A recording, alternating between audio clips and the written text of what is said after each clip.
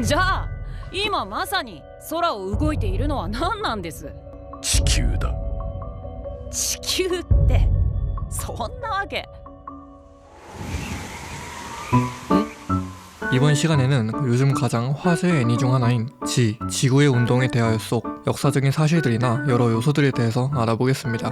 첫 번째로 알아볼 것은 바로 애니 초반부 주인공이 천체 관측을 하기 위해 사용하였던 아스트롤라베라는 도구입니다. 이 도구는 역사적으로 천문학자, 항해자 등등 학자들이 별이나 태양의 고도를 측정하고 이를 바탕으로 시간과 위치를 파악하는 데 사용했던 정교한 도구입니다.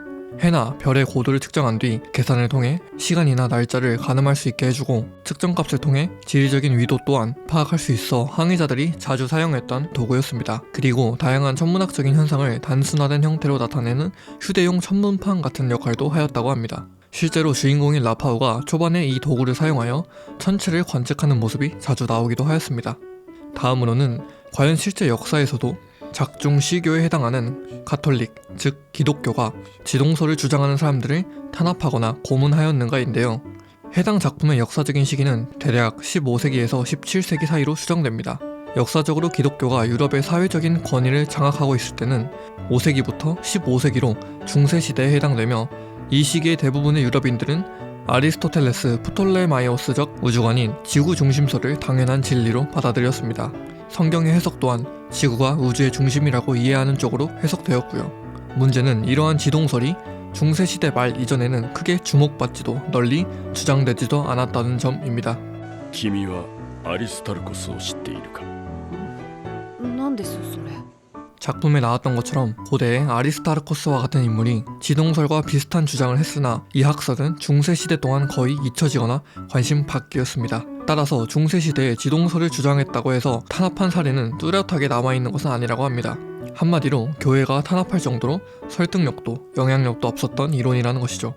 역사적으로 지동설과 교회가 충돌했던 시기는 르네상스에서 근대 초기에 걸친 16세기에서 17세기였습니다. 1543년 코페르니쿠스가 천구의 회전에 관하여 라는 책을 출간하면서 지동설이 점차 알려졌고 이후 갈릴레오 갈릴레이가 망원경 관측 등을 통해 지동설을 지지하자 교회와의 갈등이 본격화되었습니다. 여담으로 코페르니쿠스가 출판한 천구의 회전에 관하여 라는 책은 그의 사후에 출간되었는데 이는 그가 자신의 이론이 종교와 충돌할 것을 우려해 출판을 주저했기 때문이었습니다. 이 당시 갈릴레오 갈릴레이는 코페르니쿠스의 지동설을 옹호하고 천동설을 비판하였는데 이는 교회로부터 이단으로 간주되었고 그 결과 1633년에 로마의 종교재판에 소환되어 유죄 판결을 받고 가택연금형을 선고받았습니다. 그리고 선고 이후 애니에서처럼 연구를 아예 못하게 하거나 고문을 당하지는 않았지만 이후에 적은 책들은 금서로 지정되었다고 합니다. 하지만 이는 작중 시기인 중세 시기가 아닌 중세가 이미 끝난 르네상스와 근대의 문턱에 들어선 시대였습니다. 그리고 케플러 우주망원경으로 유명한 요하네스 케플러는 신학자이자 천문학자로 지동설을 연구함과 동시에 신학적인 관점을 유지하는 등 역사적인 탄압이 그리 크지 않았다는 것을 알 수 있습니다. 물론 애니에서 나왔던 것처럼 실제 역사에서도 화형을 당한 사례는 있습니다. 바로 조르다노 브루노라는 인물인데요. 그의 경우 단순 지동설을 공부하거나 주장한 이유 때문에 화형을 당한 것이 아니라 지동설을 주장함과 동시에 삼위일체의 부정, 그리스도 신성의 부정, 성모 마리아의 처녀성의 부정 등등 당시 시대상에서 상당한 중범죄에 해당하는 신성 모독을 하였기에 화형을 당한 것입니다. 그리고 그는 무한 우주론을 펼쳤는데 밤하늘의 모든 별들이 태양과 같은 항성이며 각 주위에는 지구와 같은 행성이 있다고 주장하여 당시의 우주가 유한하다는 개념과는 정면으로 배치되는 견해였습니다. 거기다가 이를 지동설과 융합하여 지구가 태양을 중심으로 도는 행성 중 하나일 뿐이라고 주장했죠. 이처럼 그는 당시에 종교 간에 어긋나는 말을 한 것 또한 맞지만 우주의 중심은 어디에도 존재하지 않는다. 우주와 지구는 똑같은 물질로 이루어져 있다. 지구가 아닌 곳에서도 생명체가 존재한다. 등등 지금의 과학적 지식으로 보자면 그 당시에 이런 생각을 했다는 게 놀라울 정도의 주장을 한 것 또한 맞다고 볼 수 있습니다. 그가 종교재판에서 한 말로는 말뚝에 묶여있는 나보다 나를 묶고 불을 붙이려는 당신들이 더 두려워하고 있다 라며 마치 일부의 주인공인 라파우처럼 자신의 목숨보단 신념을 지키는 모습을 보여줬습니다.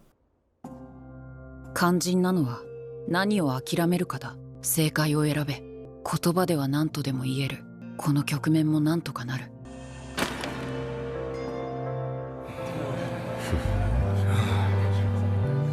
이では宣言してください。宣言します。僕は地動説を信じてます。 실제로 지동설은 18세기에 들어서야 뉴턴의 만류인력의 법칙과 같은 이론들이 나오면서 학계의 정설로 자리 잡을 수 있었습니다. 결론적으로 보자면 중세 기독교인들이 지동설을 주장하면 이를 적극적으로 탄압했다라는 사실은 상당 부분 과장되었다고 보면 좋을 것 같습니다. 하지만 르네상스 시기에 지동설이 기존의 성경의 해석과 권위를 위협한다고 여겼기에 이를 배척하고 제재를 가했던 건 사실입니다.